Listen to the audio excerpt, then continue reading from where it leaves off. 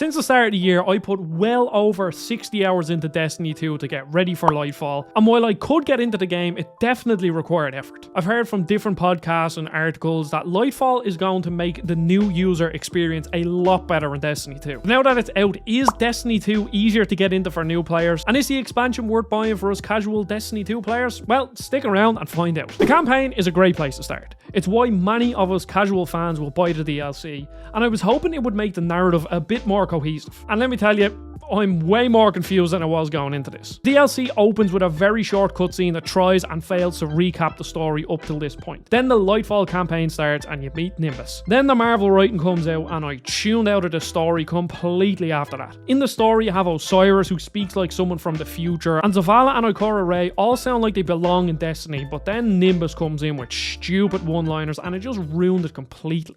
Look, I'm not gonna claim my mind's eye is anything special. But you hear Earth's immortal warlords growing up and you think like round shields and bushy eyebrows. And to top this all off, there's like 700 million proper nouns thrown at you, and I was just left confused after it all. I don't really care about the story of Destiny. It has some cool lore, but how it's delivered is so confused. I'm here for the gameplay, so I can usually ignore bad writing, but when the writing on Nimbus was this bad, it just got in the way. But at the very least, the missions are extremely fun, and it's mostly due to the new Strand subclass. Zipping around the levels with a grappling hook, doing this launch melee attack felt so good, and it carries this campaign a lot. From all the Destiny 2 missions I've done, the Witch Queen has the best missions of all the expansions, and Lightfall doesn't dethrone it, but it comes close. There are a few standouts, specifically the final boss, who was a melee character, and you have to use a grappling hook to escape his attacks all while shooting them, and this just felt great. The base game and the expansions bar Witch Queen were way too easy in my opinion.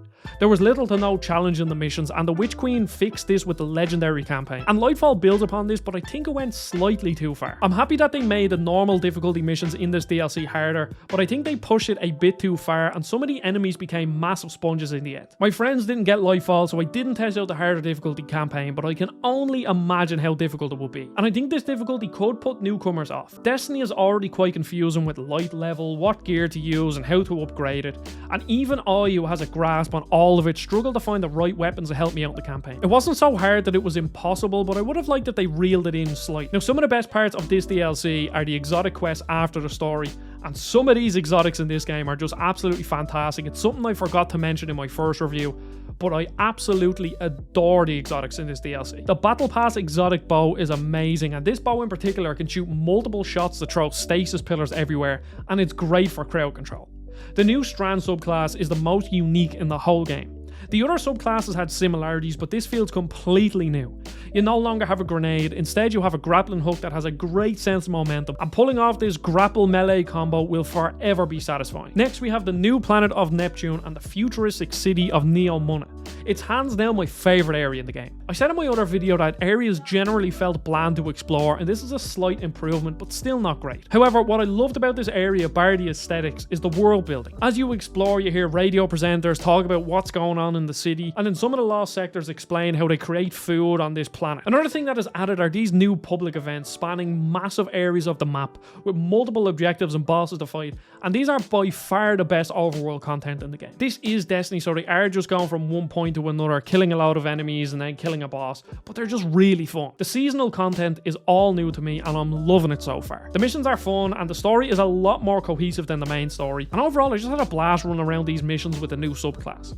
It has this easy to understand progression system, which I appreciate. It's similar to the changes to character progression. As someone who has never messed with seasonal content, I'm not lost, and that's not something you can say about most things in Destiny 2. There have been fundamental changes to progression, and it does make the new player experience a lot easier. First, you have this charm that is my favourite part.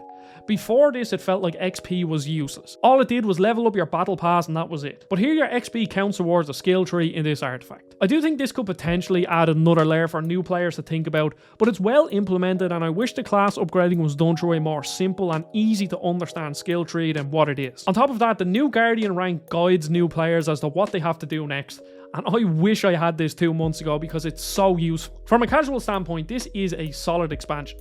But I am torn. On one hand, the story was boring with annoying characters and some confusing plot points, but on the other hand, the new additions to progression, the new subclass, and the mission structures were very well executed.